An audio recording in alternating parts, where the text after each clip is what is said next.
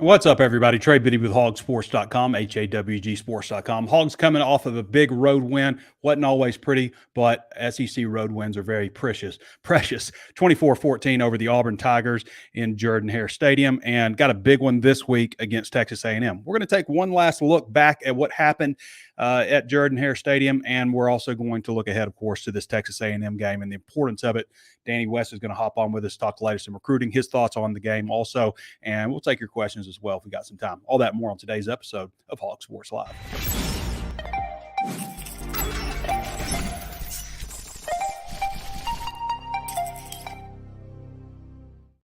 A lot of ways to watch and listen to the show. Of course, you can always watch us on YouTube where we're streaming live. Give us a thumbs up or a like or whatever it is on that channel. Also on Facebook where we have 90,000 Razorback fans following us.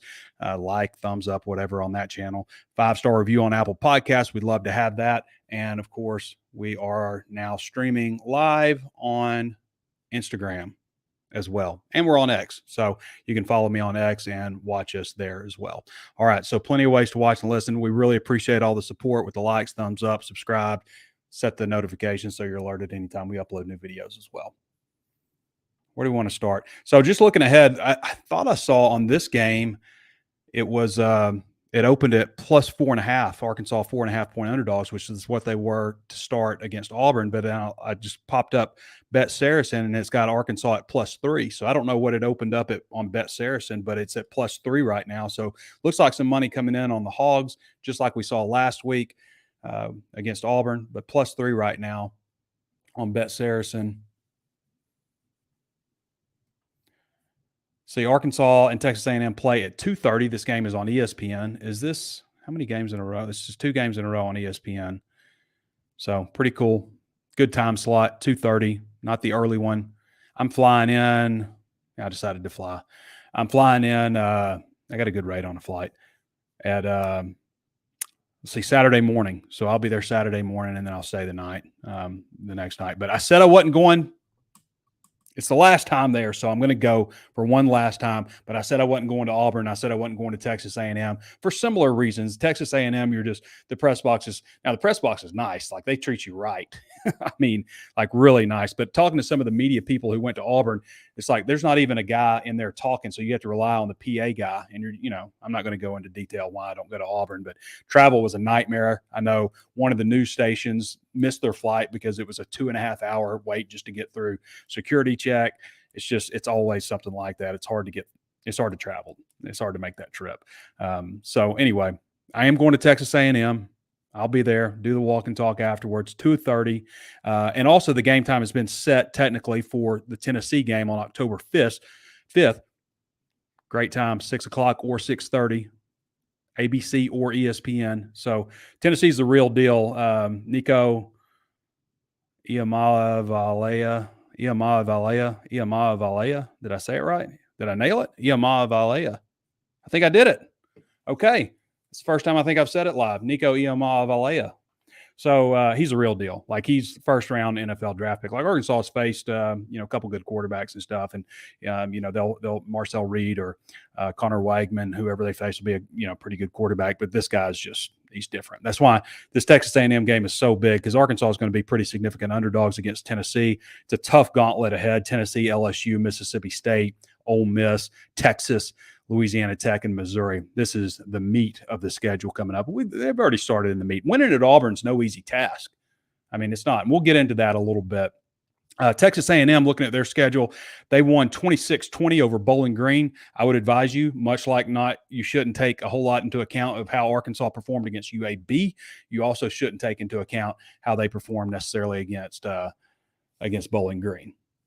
That was a battle. Bowling Green, I was watching the highlights from that, and I'll watch more of it. But they threw an interception, like they had a chance to make it a one-score game. They threw an interception. I think when they had 17, I'm not sure how they got that final 3 to make it 26-20. But Texas A&M hadn't done anything. Like, I'm not saying they're not a good team. I'm just saying, like, it's just ridiculous to me that they lost to Notre Dame at Kyle Field at home. They lost 23-13. A Notre Dame team that the next week lost to Northern Illinois. They beat McNeese. They beat a Florida team that's not good at all, and they've beaten Bowling Green, just edged them out. And they are ranked 24th nationally in the AP poll. Arkansas would have to like move heaven and earth to get ranked in the AP poll without like beating somebody notable. Like you'd have to beat Texas and Tennessee, to get ranked. Now Arkansas does have 3 votes in the poll, so that's notable. But like the fact that Texas A&M is there, and again, I'm not saying they're not a good team or quality team. I'm just saying like they won like 5 games last year or 6 games. They weren't good last year, and they get a preseason ranking coming out of the gate. I just think it's a little ridiculous how Arkansas is never going to get that. They're never going to get that. So I just think, and if Arkansas beats Texas A&M also, it'll be because what the narrative will be. Everybody will be like, well, it's because Texas A&M sucks. It won't be because Arkansas is good. It'll be because Texas A&M sucks. They didn't deserve the ranking and stuff. But I'll tell you what, and I believe this to the core of my soul. Ozarks Go does not suck. Ozarks Go is fantastic internet service that I've used for 3 years. They never cut out. It just hums along and works constantly. And that's always what I say is the best thing I can say about these folks is it works constantly. I've never once unplugged it and plugged it back in again. Nobody's ever told me to do that because I've never had to call. But if you do call them at 479-684-4900, you're going to talk to a local person because it's a local company. You're not going to get shipped off to some call center. When you say, hey, I'm near the tunnel in Northwest Arkansas, they're going to know what tunnel you're talking about. But that's where they're available, north of the tunnel, generally. It's expanding out in parts of Rogers, eastern Oklahoma. That's kind of where their footprint is, and they're ever expanding. So you want to go check out and see. You can go look at, there's a map on there, ozarksgo.net/hawg, HAWG, and you can find out if they're available in your area. And if you want to sign up at Ozarks Go, then use the promo code BIDDY1 and you can get 1 month free. Ozarks Go, they don't suck, which is, again, what people will say if Arkansas beats Texas A&M. I've got Arkansas picked to beat Texas A&M in my preseason rankings. I did not pick them to beat Auburn. I just needed to see it. And, I've seen them do good on the road. I'm going to talk about that a little bit. I want to go back and review what we saw from them. I do have one thing I want to bring up. So I don't usually call people out who leave comments in my on my videos, but so I did the walk and talk Saturday. I was feeling good about it. And this one jackass named Joseph Mitchell 740 says, this guy right here, this is one of the most ridiculous things I've ever seen. For him to post something like this. This guy right here doesn't have amphetamine energy, but definitely that euphoria that you get from pain medication. Dude's messed up. Talking about me. Tell me you're not. Sorry to point it out, but it's almost embarrassing, like it's actually embarrassing. Get that blank under wraps.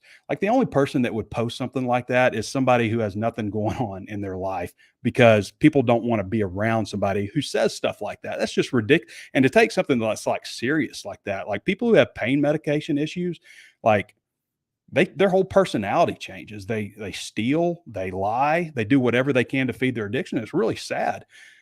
Say something like that, Joseph Mitchell, and you commented on my channel 21 times now, and it's all been a bunch of jackassery.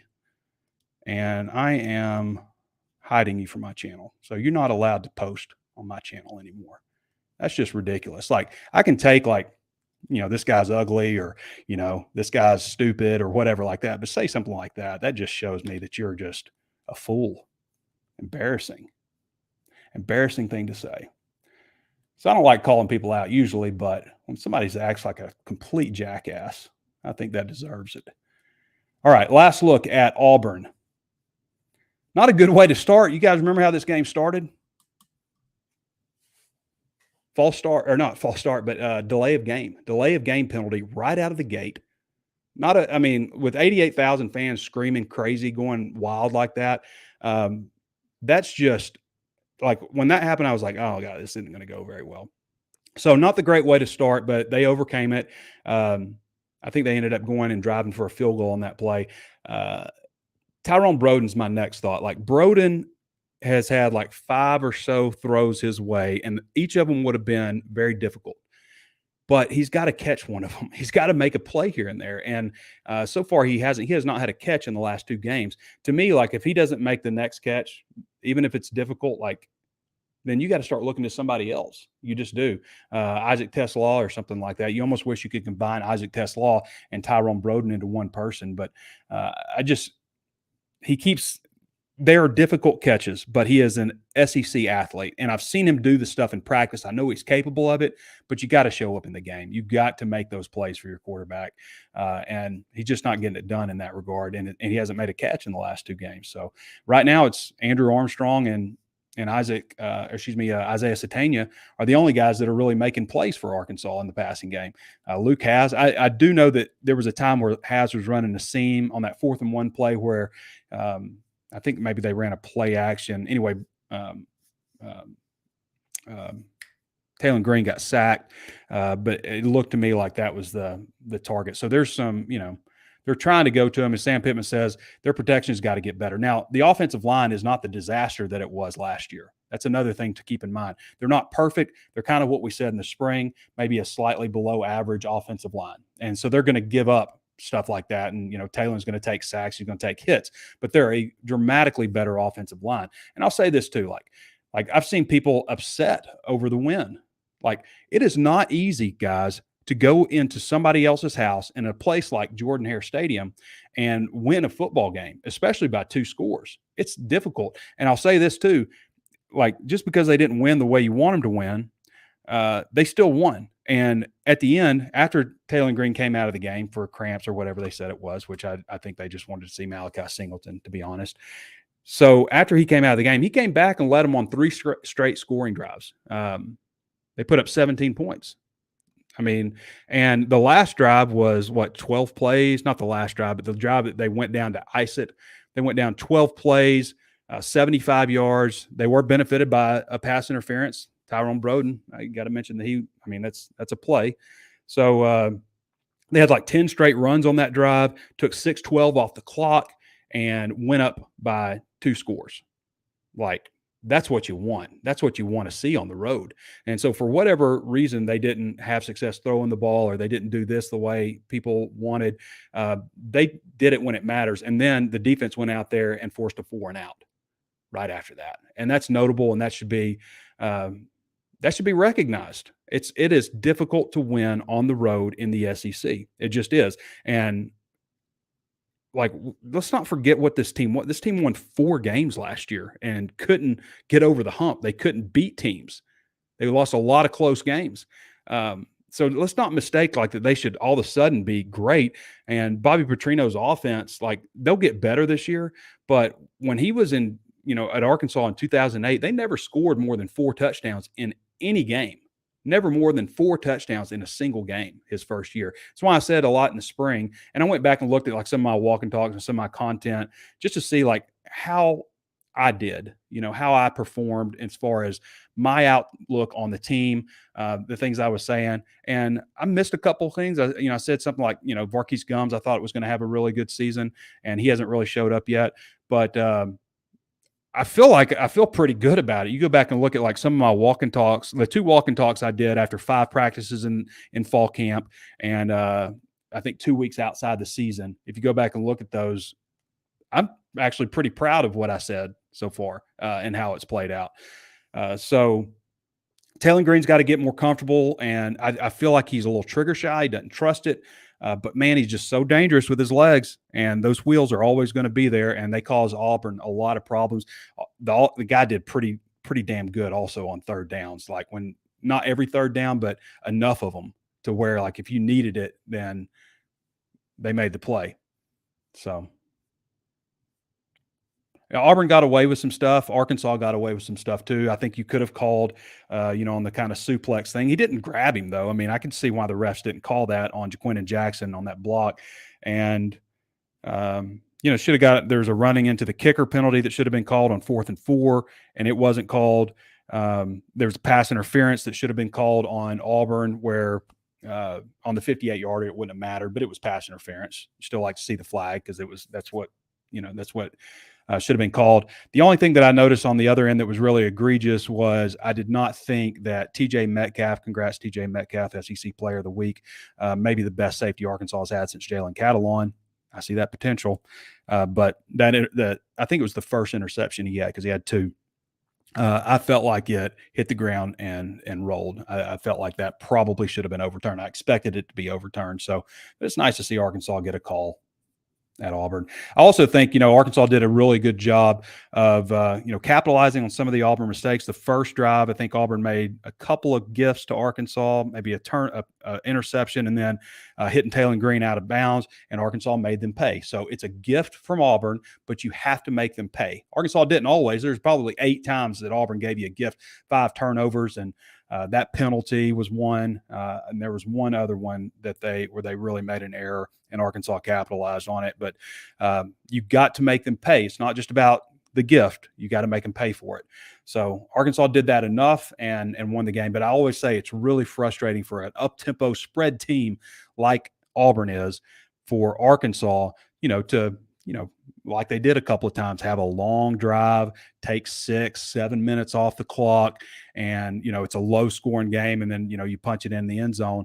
I just think that's frustrating because the offense feels like they're not doing enough, and when they feel like they're not doing enough, the next stage is to try to do too much, and you make mistakes. You try to do more than you're supposed to do, and I feel like Arkansas caught Auburn in that trap a little bit. So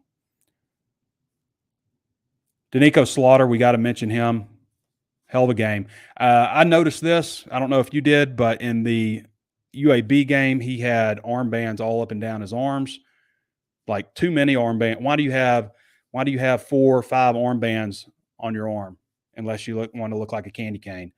I felt like he was maybe trying to look good, and he didn't have them on in this one. And Slaughter played his butt off. He played a really, really good game Saturday, and that deserves to be mentioned because he caught a lot of flack from us. Everybody noticed that he did not play very well against UAB, but he did in this one, and he deserves mention for his good play. I broke down. You can read this on HawgSports. I broke down all the different gifts that Auburn gave to Arkansas. 2 gifts on that one drive. The run by Damari Alston that was stripped by TJ Metcalf, recovered by Steven Dix, who got the start Saturday. Hank Brown's interception that he threw to Jaden Johnson, and then he was intercepted again a third time with 26 seconds left by Metcalf. That was the one that got him benched. They didn't capitalize on that 4th gift, but the gift really was keeping them out of the end zone. So I guess they did capitalize, but they didn't go down and score, but they were also in their own end. So keeping them out of the end zone was capitalizing. The 6th was, what was that?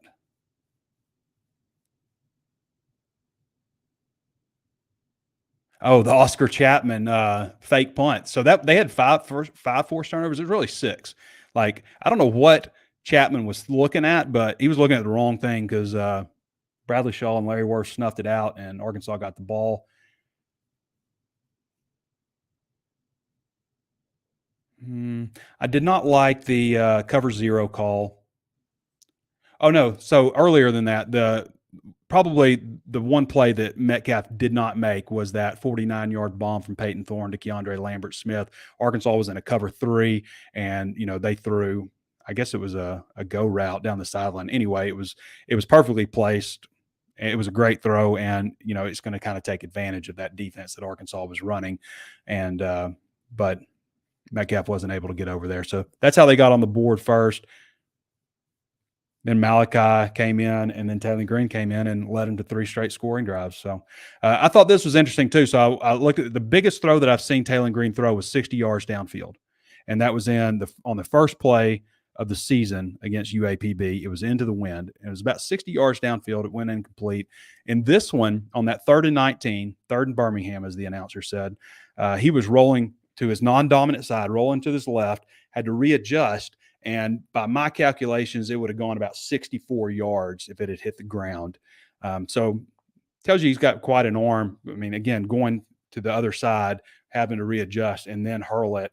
And then, of course, Isaiah Satania made that great play. The seventh gift was the Metcalf interception when it was tipped by Cam Coleman. That blame gets put on Cam Coleman. Peyton Thorne threw that 100 miles an hour, and it was the wobbliest spiral ever. I mean, it was a very rough. It would have been a really rough catch for Coleman. So both those guys are at fault, in my opinion. Arkansas also gave some gifts too. I mean, we know that they, a couple of interceptions, made some other mistakes also. So. The cover zero was another one, calling cover zero on that 4th and 4. A tremendously called game by Travis Williams. Tremendous. He called a great game against his alma mater. But the 4th and 4 caught him. They obviously went deep on him. Not too deep, but deep enough. Gift 8 was the second pass interference call on Antonio Kite when he was trying to cover Broden. Yeah, that's pretty good. I thought Addison Nichols corrected his snap issues after that second errant snap, but they've got to get better at that. It's still a little too hot, a little too fast. And if one of those, he was like pulling left, I guess, and then snapping it right, and it just got to settle down a little bit. And shout out to Ashton No, who snapped the ball to Devin Bell on that 51-yard punt, and then made the tackle on Scott for no gain all the way at the end. And Devin Bell also had a tackle on a kickoff, a solo tackle. So that's it. That's my final thoughts on the game. Let's hop over to Danny West now. I told Danny I'd get to him 5 minutes ago, so we're running late as usual, Danny. I know you can count on that. Those of you who don't follow Danny, you can follow him at Danny West 24/7, HawgSports recruiting analyst, and does so much more for us, including Razorback game coverage as well. Danny, how's it going?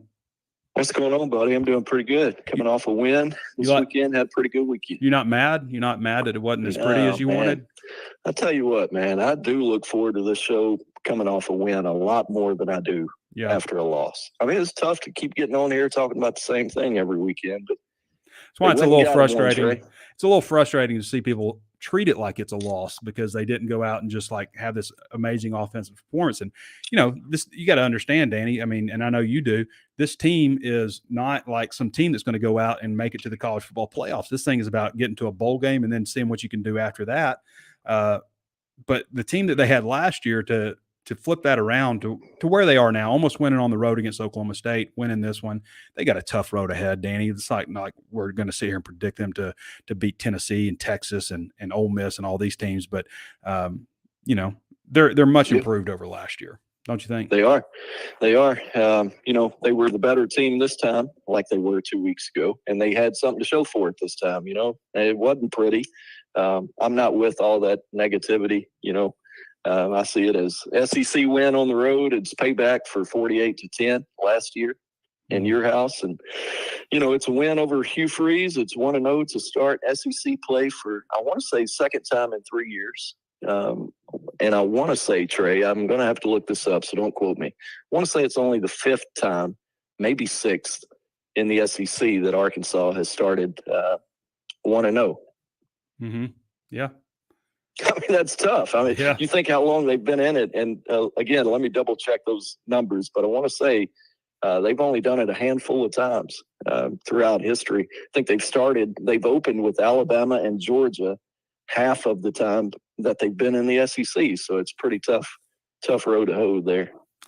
So Danny, you talked to some recruits, right? Yep. Yeah. Sure did. What'd they say? Yeah, they were pretty impressed. Had some reactions this morning on the site. Really, outside of recruits, talking to TJ Metcalf's dad, was probably the highlight of the weekend. Of course, he was fired up. Tevis got in there too, obviously. But, everybody was super excited about the win. Grayson Wilson told us, he was really, really excited about the defense. Tay Lockett told me TJ Metcalf for president. So not to bring up politics on your show here, but that's quite an endorsement. But yeah, everybody was fired up. I mean, I'm curious to see what that Tennessee game is going to look like now that we've got a time set for it. Tennessee's good. Yeah, man, they're really good. Yeah. I predicted before the season started, I really felt like Oklahoma was going to be better at quarterback. Jackson Arnold we both like Jackson Arnold a lot during recruiting. Yeah, man, I was thinking about that 2023 quarterback class this morning. You think about it this past weekend, Trey. We're talking about Marcel Reed now, right? We just talked about Malachi Singleton getting in there for a series. Both of those guys played this past weekend. But then you think there was a time when we didn't know who the quarterback was going to be in that class. Yeah. Jackson Arnold was in the running. Malachi Singleton, Marcel Reed. There are quite a few in there that, Avery Johnson, K-State. Who else are we missing? Jaden Rashada now at Georgia. Obviously, he didn't play this past weekend, but I'm missing somebody in there, Trey. Just a whole handful of names. Dante Moore went to UCLA.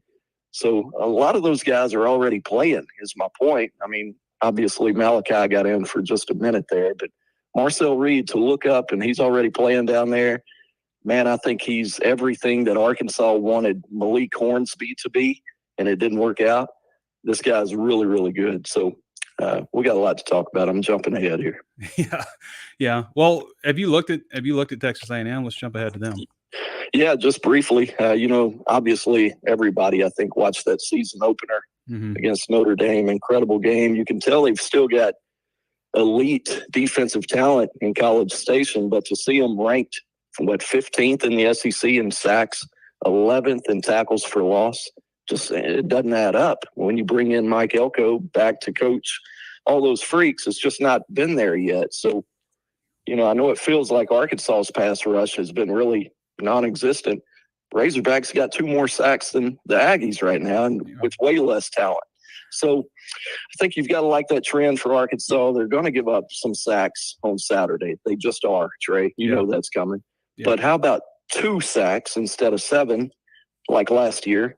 They had 5 in 2018, I believe, 6 in 2017. How about 2, maybe 3 this weekend? Yeah, something like that. I actually thought on the other side of the ball, Danny, I mean, Arkansas got a couple of sacks on Auburn, but I didn't feel like they lacked pressure on the quarterback. There was a couple times where they could have had sacks, but there was a couple times. I mean, sometimes getting pressure on the quarterback's not getting the sack, but just like moving him out of the pocket, changing his, launch angle, all those kinds of things. Yeah. I think those are all, notable things. And I thought Arkansas, a big reason that they were throwing interceptions was because of some of the pressure. And you know what? I'm not hating on Landon Jackson. Dude's about to make a lot of money probably, but he's missed a couple in the backfield. He's getting there, and he's sliding off of him. I know it's killing him, but man, you just like to see him break down there a little bit, and get him some, because he's been on the spot a few times now, it seems like. But kicking game, Trey, we got to talk about it. A little bit worrisome, obviously. You think about A&M. They've got a really good one, man. Randy Bond, and not hating on Kyle Ramsey. Everybody knows he's missed 4. They're missing 1 a game now, and that's, as well as anybody. Everybody watching this thing knows Saturday's game, good chance might come down to a kick. So, not sure how I feel about that one. Danny, he what? He did come back and make the second one, though, Trey. He made the second one. The second one was big. What this guy was last year at Abilene Christian? You know what his percentage was? No, I'm sure I'm written it at some point. He was 14 of 15. Is that right? Yeah, he was 14 of 15 last year. It's tough, man. It's a big jump. I'm not sure what all goes into it, but people just think back to that final scrimmage. The dude was hurt, man. I think we found that out. He was dealing with injuries. So I did notice on the depth chart this morning, they removed the or after Kyle Ramsey between kicker or and Ramsey or Matthew Shipley. They removed that. So Ramsey's still the do you know what he was the year before? You know what it was the year before at Houston? Give me that. 5 of 6. Man, dadgum. Yeah, he hadn't missed a lot of kicks in his career. He's missed 2 kicks in 2 years, and now he's missed 4. I think he's just in his head a little bit. Early SEC. Man, these people don't get these environments, man. I mean, like in Oklahoma State, I was really impressed with Oklahoma State. I thought they had, some quality facilities and stuff, but it's nothing like Auburn. It's nothing like that 88,000 in Jordan-Hare Stadium. It's not. Tell you what, it sounded like it was rocking, didn't it? Oh, yeah. Saturday. I know exactly. I've been there many times. I quit going because the press box location. Press box. It's ridiculous. You see David Basil's, well, I didn't say that was David Basil, but that was David Basil's pick from the press box that I tweeted out. You're so far away, and it's at a terrible angle, and you're behind the big screen. But anyway, that's neither here nor there. But that stadium, the aesthetics of it and the rowdiness of it is it's SEC as it gets. Yeah, yep. It is absolutely. And I tell you what, Auburn seemed like they felt it too early. Hey, they were coming to. They wanted to be the bully that they were last year. Oh man, you could tell, Danny, they were popping. coming. They were coming at them, and they were gonna be the aggressor. I'll tell you what, I loved. The blood was in the water. They thought anyway. I loved this. So this is the first game I've watched live on television this year. But I loved seeing the shots of the fans in the stands, the surrender cobras, and just a lot of cobras. Just some of the. You could see it on their face, just the disappointment. It's like, let me taste just tears. But, hey, listen, man, Auburn is the perfect example of something we talk about all the time in college football. You can have pretty much everything. Now, I don't think they've got the high-end talent maybe up front on either side that they used to. I think we talked about that. But, man, they've still got plenty of talent. They just don't have a quarterback figured out. Yeah. And you can have so much. If you don't have a quarterback, man, it's going to be a long one. And it feels like they're going to be back and forth. What's it say to you, though, Danny? I mean, like I talked about mentality a little bit on my walk and talk, but for Peyton Thorne to do what he did to Arkansas last year, and then to be just completely, not completely shut down, but basically in this one, I just thought was really telling just about where Arkansas's mindset is now versus where they were at the end of the year last year. Come a long way. And I'll tell you, man, we talk about this all the time too after a game like this, but Sam Pittman talked about it after the game. How many times has Arkansas just needed one play, just one? And Satania made it, and we're going to give him all the credit in the world for it. But look at that whole drive and the plays made by Taylor Green on third down to get them in that spot. Yeah. People forget that. Coming off the bench, we just talked about Peyton Thorne, same deal. That's a really tough spot to get benched, come back, and you got what, 3rd and 13, 3rd and 11, and 3rd and 19 go down and score. Crazy. Yeah. Well, Talon did some good things. As far as his passing, that was a bit of a struggle here and there. And again, some of that's on the offensive line. Some of that's on him too. I mean, there's obviously times where he had time to throw and just really strung his receivers out to get destroyed. Got to chill that out, dude. That's got to go. You're going to get somebody really hurt. Dude, I'm almost better watching an interception than to watch Andrew Armstrong, by the way. That's hats off to the guy. He took about as I didn't big think of there a was shot. any way he was coming back. After that, I was like, I don't know if Arkansas can win the game without him. Yep. Andrew Armstrong made some really key plays in this one. And, TJ Metcalf, dude, on the other side, just like Arkansas doesn't win the game without TJ Metcalf. They don't win the game. That's right, man. That is the most deserving, Danny, SEC Player of the Week honor that you're ever going to see. Like, you see some like false stats and stuff, and guy gets the award, and you're just like, why did that guy get it? Sure. But what he did in that game, most deserving SEC Defensive Player of the Week that you'll ever see.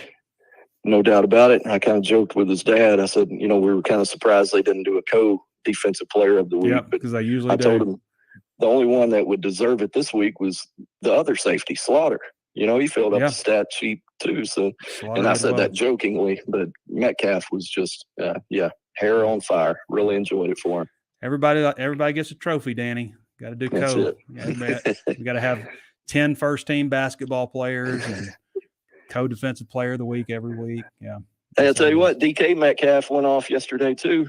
4 for 104 and a touchdown. If you like fantasy football or anything like that. Yeah, I think I won both my fantasy leagues this week, which my fantasy teams suck. I'm 0-3, brother. 0-3. 0-3. McCaffrey got me. McCaffrey got me. Got a lot of people. All right, Danny. Anything else to add? No, that's it, man. No, not a whole lot of recruiting this week, but next week should have plenty to talk about, hopefully. All right, brother. Appreciate you. All right, man. You bet. All right, everybody. That's Danny West. Again, follow him at Danny West 24/7, HawgSports recruiting analyst. Phenomenal job, phenomenal stuff, phenomenal content from Danny. By the way, if you want to sign up at HawgSports right now, you can for 30% off. Great deal. No promo code or anything required.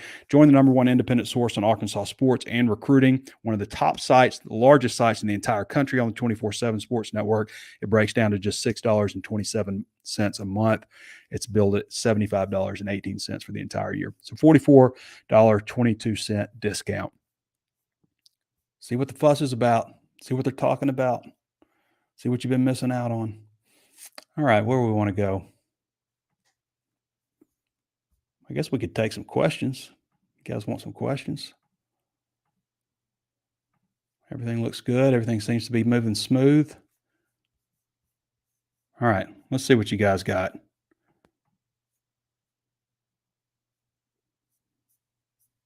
Start at the top. How about them Hogs, says Brian. It was ugly, but I'll take a win over a bad loss any day of the week. A lot of people, like I listen to, other radio and stuff like that. There's a lot of people acting like, they should have done something more. And sure, you like to see a nice, clean win, but this also isn't a video game. Sometimes you got to go down and win ugly. And to win an ugly game on the road, that's tough to do sometimes. If you can't enjoy an ugly SEC road win, you're not going to enjoy being a Hawk fan. So, I mean, it's the truth. Joe Ball says Broden has to be replaced. He drops too many passes. And again, they're tough passes. It's not like they're gimmies. It's not like he's just like making mental mistakes of not looking the ball in or something. They're tough passes, but 6'7", 205 guys out there to make 50-50 balls, right? And right now he's over. So I agree. Hopefully, us talking about him, like we kind of talked about Danico Slaughter, maybe he can come up. The guy's got the potential. I see him do it. I think I'm getting hiccups. I see him do it, but he's not done it in a game, and he's got to. Brandon Simmons says, can't wait to head to Arlington this weekend, Woo Pig. Last time in Arlington, Bobby Petrino is 4-0 in Arlington that I remember. At least at Arkansas, he's 4-0. I don't know if he ever played in there again, but they won the Cotton Bowl, obviously, and then 3 times over Texas A&M.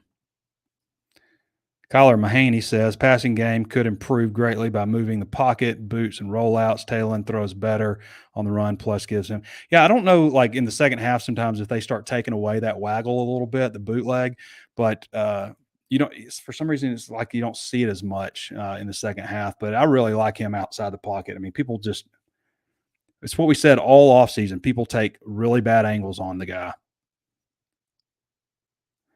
Yeah, I'm glad it's the last game there too, Adrian. It's not been a kind venue to Arkansas, and just tired of it. It's just kind of gotten a little stale. Now, go out on a high note, and maybe we'll have fun memories of it overall. Brandon Simmons says, why ever been to the game? Better than playing at Kyle Field. We suck. Now, this may be different for fans. Most fans I talk to act like they're tired of playing there. So Brandon, I would say most people I talk to say that, but I don't know that everybody does. And I bet people who live in Dallas who are Hog fans, there's a large contingency of Hog fans there, enjoy it. For me though, it's in the press box. It's so high up. It's just, I end up watching the big screen. Like I've traveled all the way to Dallas to watch a television, and it's not like there's a newness to it. Like if it's a venue that I've never been to before, then I get excited. Even if I was up high like that, I would still love to watch in a new venue like that. But I've been there so many times now. It's just the newness for it has worn off, and it's not the best seat for me personally. I can't complain too much. I guess it's, I'm not paying for it, but being a member of the press, you need to have the ability to tell the story of a game. And, it's not as bad as Auburn, not even close to that. If it was, I wouldn't go. It's like, at the same time, like I might complain about food in, one of the press boxes or something, but I also don't eat the food. So Logan likes it at +3.5. Says, give it to me. Walk and talk will be from Jerry World. Will be down there field level, just like always. I feel like maybe one year I didn't go, but I think I've been to all of them. Me and David Basil had conversations. I've been bringing up David a lot lately, but we have conversations all the time about, like how many times we stood under the goalpost and watched Arkansas lose an overtime game, standing in the same spot. I remember the year that they won, I believe when they won 2010, I feel like I didn't go down to the field for that game. I feel like that might've been, so maybe I'll avoid going down to the field. Unbiased Hog fan, unbiased Brim, says, nice pivot to the Ozarks Go promo. Appreciate that. I want to bring them up one more time. We're going to keep reading some questions here, but I got to bring up my buddies at Ozarks Go because they do just such a fantastic job helping us stream this show and been great sponsors for us. 479-684-4900, ozarksgo.net/hog, HAWG. Use the promo code Biddy1. And if you're a first-time subscriber, you can get 1 month free. These guys aren't going to jack your rates up next year. If you want to call them, you're going to talk to somebody local. And the best thing I can say about them is the stuff works. Like my internet hums. They offer gigabit, megabit, gigabit, multi-gig. Sorry. Multi-gig is what I use, which is, I don't know what it is. It's flying though. It's super fast. Gigabit is 1,000 megabits per second. I think that's good for probably if you're maybe a business, maybe you want to go with something a little bit bigger, but ozarksgo.net/hog, great service. You'll be glad that you used them. Biddy1 is the promo code. All right, let's get back to some questions here.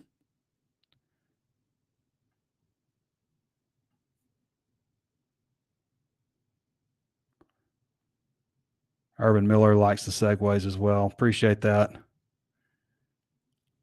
was thinking of a good way to I could kind of Paul Harvey in the question. Paul Harvey in the commercial. All right.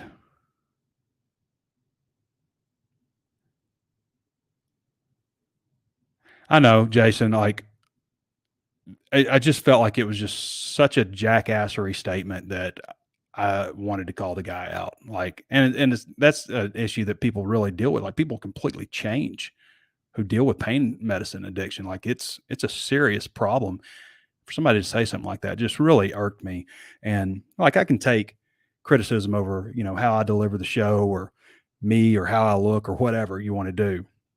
But I don't know. That one really rubbed me the wrong way. It just did. Thought it was just kind of a jerk statement. And it's kind of how I operate sometimes. I feel like people should be called out for being jackasses. Tesla needs to be playing over Broden, says True American Patriot.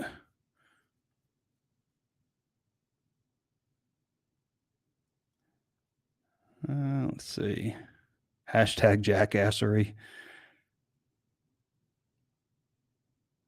Let me see what else we got here. We got a lot of comments. It's kind of hard to sift through them. I almost need somebody to help me, somebody just to go through here and send them to me. Maybe that's the next iteration. Haven't seen the wheel route. You want to see it?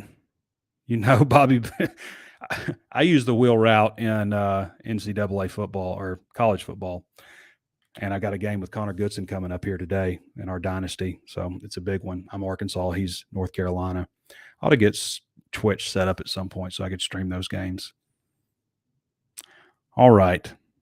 Appreciate all the comments, everybody. There's so many of them on here. We got 1,100 people watching. Thank you for all the support. Appreciate you guys leaving the 5-star reviews on Apple Podcasts. If you haven't done so, we are the #1 rated and reviewed show out of the state of Arkansas.